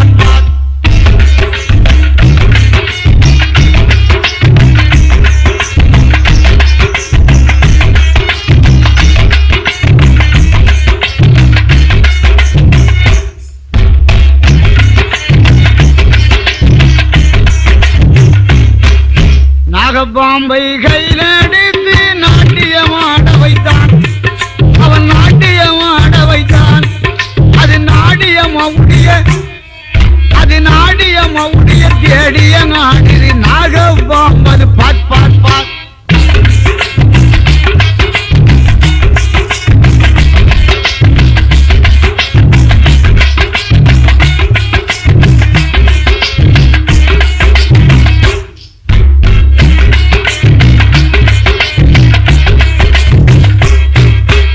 இந்த பாம்பாட்டு வேடிக்கையே விளையமாறுகள் எக்கச்சக்கமாக கூடி நின்று ஆர்வத்தோடு பார்க்கிறார்கள், வேடிக்கை பார்க்கின்றார்கள். ஆனால் மாந்திரவாதி பெரும்பலையன் வீட்டிலிருந்து ஒருவரும் வரவில்லை. நமக்கு பாம்பாட்டு வேடிக்கை இப்ப முக்கியம் இல்லை. திரவியத்தை களவெடுத்து வந்த அந்த திருடனை கண்டுபிடிக்க வேண்டும் என்று அந்த வேஷத்தை விட்டு சுவாமி ஒரு வயதான கிழவனை போல பழுத்த உடல் வெளுத்த தலை, அந்த பழுத்த உடலிலே வெள்ளரி பழம் போன்ற வெடிப்பான தேகம், வெடிப்பான மேனியில் வெள்ளி ஊசிய போன்று புழுக்கள் அப்படியே ஆய்ந்து கொண்டிருக்கிறது. காவி உடையணிந்து கழுத்திலே உத்திராட்சம், நெத்தியிலே விபூதி, ஒரு கையிலே திருவோடு, இன்னும் ஒரு கையில ஒரு ஊன்றுகோல், தள்ளாடி தள்ளாடி நடந்து சுவாமி அந்த மாந்திரவாதி வடக்கு கோட்டை வாசல்ல வந்து நின்ற. அங்க 7 அறைக்குள்ளே தோழிமார்களோடு தன்னைத்தானே அலங்காரம் செய்து ஆடவும் பாடலுமாக அறைக்குள்ளே இருக்கின்றாள். காளிப்புலையனும் இல்லை, காளிப்புலட்சியும் காவுக்கு சென்று விட்டார்கள். வடக்கு வாசலில் இருந்து சுவாமி இரக்கத்தோடு பிச்சை கேட்பதை போல கேட்கிறார். தாயே, யாரம்மா இந்த வீட்டுக்குள்ள இருப்பது? ஒரு 7 ஆண்டி வந்திருக்கிறேன், கொஞ்சம் அன்னத்தை போடு. ஆமாம்மா. அந்த அம்மா சிவனடியார் என்று நினைத்து கையிலே கொஞ்சம் தினையை அள்ளிக்கொண்டு வருகிறார். சரி. அடியே, இவளுடைய அழகை பார்த்தால் இந்த பெண்ணை போன்று இதுநாள் வரைக்கும் உலகத்திலே கண்டதில்லை. வாயை கொண்டாவது கொஞ்ச நேரம் பேசி போக வேண்டும் என்று சாமி முடிவு செய்தார். இவ வடக்கு வாசலுக்கு வந்தார். சாமி தெற்கு வாசல்ல போய் அடியே பிச்சை போடு அதிகாரத்தோட. அதே போல இவர் வடக்கு வாசலுக்கு தெற்கு வாசலுக்கு வந்தா இந்த அம்மா வடக்கு வாசல் இருந்து பிச்சை கட்டு அங்கேயும் இங்கும் அங்கும் இங்குமாக ஓடினார். அப்படி ஓடக்கூடிய வேளையில் மாவு சக்கிக்கு கொஞ்சம் கேட்டு போயல மரியாதையாக பிச்சையை வாங்கிட்டு வீட்டை விட்டு போ, இடத்த காலி பண்ணிரு. ஓ, பிச்சை வாங்க வந்த கிழவனு பாக்குறியா? ஆமா. நான் பிச்சைக்காக உன்னிடத்திலே வரவில்லை, உங்க அப்பனிடத்துல பெண்ணு கட்டி உன்னை கட்டிட்டு போகணும்னு வந்திருக்க பாவி.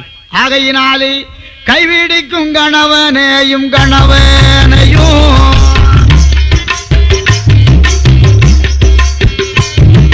கணக்குறவா பேச வேண்டாம், பேச வேண்டாம். அந்த மாலையிடும் மன்னவனை மன்னவனை மாலையிடும் மன்னவனை நீங்க மதிப்பு கேடா, பேச வேண்டாம், பேச வேண்டாம். மாலையிடும் மன்னவனை மன்னவனை மன்னவனை மதிப்பு கேடா, பேச வேண்டாம், பேச வேண்டாம். பெண்மணிய மதிப்பு கேடா, பேச வேண்டாம், பேச வேண்டாம். ஐயோ, இந்த கிழவன் இப்படி வாய்க்கு வந்தபடியெல்லாம் நம்ம பேசுகிறானே, என்ன செய்யலாம் என்றது பெண்மணி கலங்கி இருக்க. அடியே, 1 மணி நேரம் உன்னோடு வாதாடி வாதாடி பேசினேன். ஆமா, எனக்கு தாகம் அதிகமா இருக்குது, கொஞ்சம் தண்ணீர் கொடு. உனக்கு கொடுக்கக்கூடிய தண்ணீரும் இங்க இல்லை, கொடுக்கக்கூடிய ஆளும் இல்லை, வெளியில போன். ஓசாமி நல்லா இருப்ப. அம்மா, ஆ, உன் தகப்பனாகிய மாந்திரவாதி பொலியனுக்கு பசும்பாலை கறந்து கொண்டு வந்து எதிர இருக்கக்கூடிய அலமாரில வைத்திருக்கின்றாய். அந்த பாலை கொண்டு வா, இந்த கிழவன் குடிச்சு நான் தாகத்தை தீர்த்துக்கிடுவேன். பால் கொடுமா. திடுக்கிட்டு விட்டால் அந்த மாவுசைக்கு. சரி, நம்ம அலமாருக்குள்ள வைத்திருக்கிற பால் இவனுக்கு எப்படி தெரியும்? பார்த்தான். இவன் ஆண்டியாக வரவில்லை, சிவனை போலவே நம்ம சோதிக்க வந்திருக்கிறான் என்று அந்த பாலை கொடுத்தாவது போகச் சொல்லுவோம் என்று பாலை கொண்டு வந்து சுவாமி பாலை வாங்கி அருந்தவில்லை. இந்த பாலுக்கு பழுது ஒன்று நினைக்கவில்லை என்று பாலிலே நீ சத்தியம் பண்ணி கொடு, அப்படியானால் நான் பாலை குடிக்கிறேன். அந்த வார்த்தையை கேட்டவுடனே இவன் நாணம் இல்லாமல் பேசுகிறான் என்று போடா வாடா என்று வாய்க்கு வந்தபடியெல்லாம் விரட்டி பேசினாள். மரியாதையாக போயிடு, அல்லது நானே உன்னை அடிச்சு இந்த துள்ள கட்டி வச்சிருவேன். எல்லாரும் கேவலமா பேசுவார்கள். பெண்கையினாலே அடிபட்டார் என்று உனக்குத்தான் கேவலம்.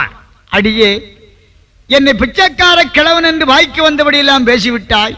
இன்னும் 8 நாளைக்குள்ளே சொன்னது போல் உன்னை நான் கற்பழியாது போனால் கைலாசத்திலே பிறக்கவும் இல்லை, என் தாயார் பேர் பேச்சியும் இல்லை, என் பேர் சுடலையும் இல்லை என்று மார்தட்டி சவத வைத்த சுடலை மாயமா மறைந்து விட்டார். அப்படி மாயமா மறைந்த உடனே தகப்பனுடைய வருகை எதிர்பார்த்து கொண்டிருந்தாள். சரி, தகப்பன் வந்தான். தகப்பன் வந்தவுடனே இந்த கிழவன் சொன்ன செய்தியெல்லாம் சொல்றா. தகப்பா, கொஞ்ச நேரத்திற்கு முன்னாலே பிச்சை வாங்க வேணும் என்று ஒரு சன்னியாசி வந்தான். நான் பிச்சையை கொண்டு கொடுத்தேன். அந்த பாவி பிச்சையை வாங்க மாட்டேன், இன்னும் 8 நாளைக்குள்ளே வந்து உன்னை கற்பழிப்பேன் என்று அந்த சண்டாளன் சொல்லிட்டு போயிருக்கிறான்.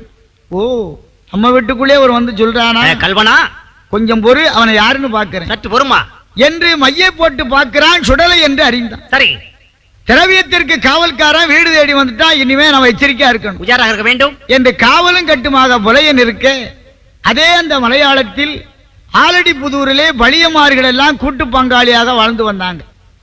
இவங்க காக்காட்சி மலை தாண்டி கண்ணாடி சோலைக்குள்ளே அக்காலத்தில் முறைப்பிரகாரம் விவசாயம் செய்தார்கள். விவசாயம் செய்து பயிர் பலமடிக்கக்கூடிய நேரம். அதே நேரத்திலே சுடலை போட்ட சபதத்தை முடிக்க வேண்டும் என்று 8ஆம் நாள் சாமம் அந்த புலையனுடைய கோட்டைக்கு வந்தான். புலையனுடைய கோட்டையிலே வந்து 7 அறைக்குள்ளே எறும்புருவம் எடுத்து உள்ளே சென்று மாவுசிக்கு பின்னாலை கொண்ட கணவனைப் போல கூடவே படுத்திருந்து கற்பழித்து முடிந்தவுடனே வெளிப்பட்டார் சுடலை. வெளிப்பட்டு வந்து அந்த காக்காட்சி மலை தாண்டி கண்ணாடி சோலை வழியாக வரக்கூடிய மார்க்கம் கொட்டார கரைக்கு. அப்படி வரும் வழியிலே பலியிட்ட பயிரை எல்லாம் பார்த்தான். இந்த விவசாயத்தை அழித்தால் புலையனுக்கு நமக்கு வழக்கு இருக்கு என்று அந்த விவசாயத்தை எல்லாம் குண்டு வாழை பூச்சி போல குறுத்து வட்டா வெட்டி மதையானை ரூபம் கொண்டு வாழையெல்லாம் முறித்து சாரப்பாம்பு வடிவம் கொண்டு அவ்வளவும் சர்வநாசம் செய்து விடுவதற்கு முன்பாக கொட்டாரக்கர பகவதி வாசலுக்கு வந்து சரி, புலையர்களை எல்லாம் அந்த பலியமார்கள் எல்லாம் விவசாயத்தை பார்க்க வந்தார்கள். அது அழிஞ்சு நாசமா இருக்கு. ஆகையினாலே புலையனிடத்தில் வந்து இவங்க அது என்னன்னு குறிபாக்க வந்தார்கள். அப்படி குறிவாக்க வரும்போது இந்த அழிவுக்கு என்ன காரணம் என்று புலையன் மை போட்டு பார்க்கிறான். அன்றைக்கு ஆடின சுடலை இன்றைக்கு ஆடும் பழியமாரிகளை வைத்து ஆதாரமா வைத்து இதை அடைக்க வேண்டும் என்று முடிவு செய்தான். மாயாண்டி சுடலை சொன்னார், அடே, நான் தான் வந்து உன்னை அழிக்க வேண்டும் என்று வந்தேன். உன் மகளாகிய மாவுசிக்கியை கருவோடு கொடிப்பிடுங்கி எனக்கு காவூசை கொடுத்தால் உன் கட்டுக்குள்ளே அகப்படுவேன், இல்லைன்னா உன்னை தீர்த்திடுவேன். ஓஹோ, இதுக்கு பயந்து நான் மகளை கொடுத்தாவது சுடலையை பிடிக்க வேண்டும் என்று முடிவு செய்தான். காக்காட்சி மலையாண்டி கண்ணாடி சோலைக்குள் பழிகளிட்ட பயிரையெல்லாம் காப்பாற்ற வேண்டும் என்று சண்டாளப்பாவி மாந்திரவாதி பெற்ற மகளாகிய மாவுசிக்கியை கொண்டு போய் மாயாண்டி சுடலைக்கு பலியிட்டு கொடுத்தவனை அடக்க வேண்டும் என்று 7 பரன் போட்டு 7 விதமாக பலிகளை கொடுத்தான். சுடலை விடவில்லை.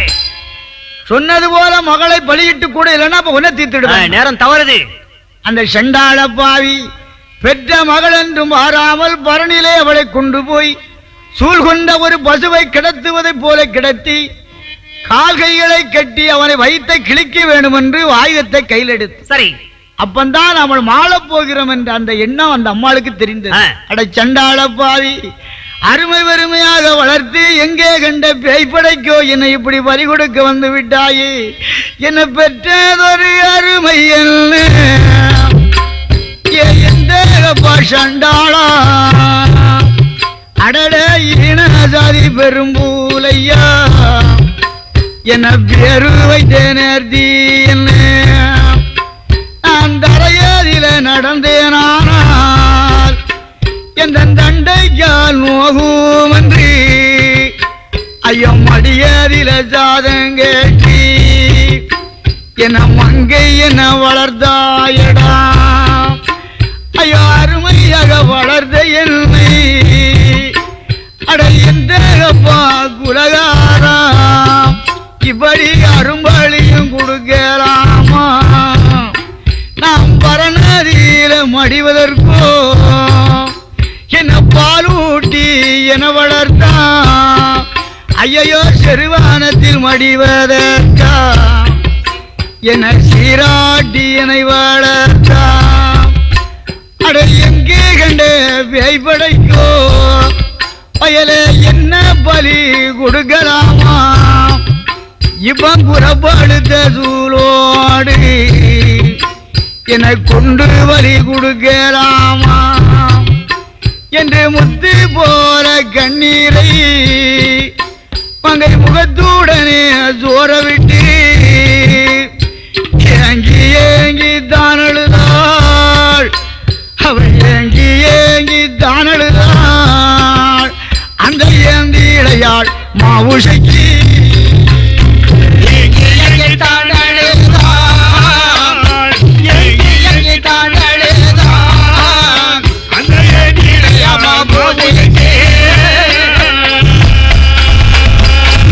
அருமை பெருமையாக வளர்த்து அருவனத்திலே என்னை பலி கொடுக்க வந்து விட்டாயே எங்கே கண்ட வேய்ப்படைக்கோ என்னை பலி கொடுத்து என்னடா நன்மை அடைய போறாய் என்று கதறி பதறி அவள் கட்டை அவிழ்த்து விடு என்று கெஞ்சினாள்.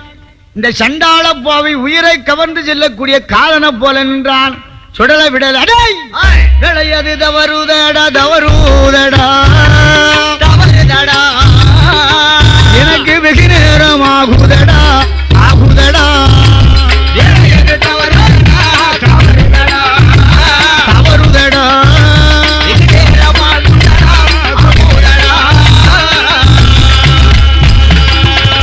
வேலை தவறுது சீக்கிரம் வெட்டு விடு சீக்கிரம் பலியை பெற்ற மகளென்று வாராமல் வயிற்றை கிழித்து மாவோடு கருவோடு பிள்ளையை பிடுங்கி தலவாழ இலையில வைத்து சுடலைக்கு வாரி கொடுத்தான். அப்படி வாரி கொடுத்த உடனே சுடல பூசை கொண்ட சுடலை பழையபடிக்கு அவன் சொல்லுக்கு கட்டுப்பட்டு சிமிழுக்குள்ளே நுழைந்தான். இவன் சிமிழை அடைத்து ஒரு தாமர தூருக்குள்ளே புதைத்தான். அந்த அம்மாள் அந்த அதே குளத்திற்கு அந்த பெரும்பளச்சி தண்ணீருக்கு வந்தான். இவன் குளத்துக்குள்ளே தவளையை போல அந்த சிமிழ் நுழைந்து விட்டது.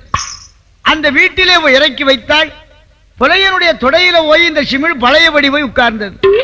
இந்த பயம் நம்மளை இன்னும் விடவில்லை என்று அந்த சிமிழை எடுத்து கடைசியாக உரலுக்குள்ள வச்சு இரும்புலக்கே கொண்டு இடித்தான். அந்த சிமிழ் வெடித்த உடனே ஆண்டவன் சுடலை வெளிப்பட்டார். வல்லையமும் தடியோடு வீர வேஷம் விகாரமான சுருபத்தோடு வடிவம் கொண்டு அந்த பெரும்புலையனை ஒரே அடியை அடித்து ஊட்டிய முறித்து உதரத்தை குடித்தார். பெரும்புலட்சும் காலி பண்ணி பழையபடி திரவியத்தை கொண்டு வந்து கொட்டாரக்கரை பகவதி வாசலை சேர்த்து நம்ம நாட்டில் உள்ள எல்லா தீர்த்தங்களும் ஆடி எல்லா தெய்வங்களையும் தொழுது 1008 சிவதலம் 108 திருப்பதிகளை வணங்கிய சுவாமி கடைசியாக தூத்துக்குடி மாவட்டத்தில் உள்ள ஆறுமுகமங்கலம் என்ற நகரத்திலே மங்களமாய் கொலுவிருந்தான்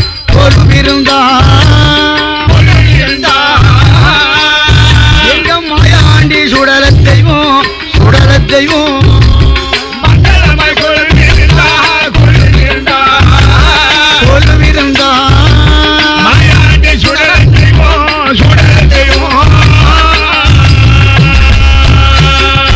ஆறுமுகம் என்னும் மங்கலத்திலே குலுவிருந்த மாயாண்டி சுடலை தன்னை வரக்கூடிய வரக்களை எல்லாம் முள்ளு மறியாமல் முடிந்தவு பாடாமல் வஞ்சனை ஜூனியங்களை பஞ்சாக பறக்கடித்து மாங்கிலிய பெண்கள் எல்லாம் மாங்கிலியம் தலைத்திருக்க பார்தனிலே மக்கள் என்றோரும் பசியாமல் புரித்திருக்க தன்னுடைய வணங்க வரக்கூடிய மக்களை எல்லாம் மாயாண்டி சுடலை மங்களகரமாக வாழ வைக்கிறான் என்று இத்துடன் இந்த கதையை அடியேன் பூர்த்தி செய்கிறேன். ஏரி மயில் ஏறி விளையாடும் முகம் ஒன்று ஈசருடன் ஞானம் மொழி பேசும் முகம் ஒன்று கூறுமடியார்கள் வினை தீர்க்கும் முகம் ஒன்று குண்டுருவ வேல் வாங்கி நின்ற முகம் ஒன்று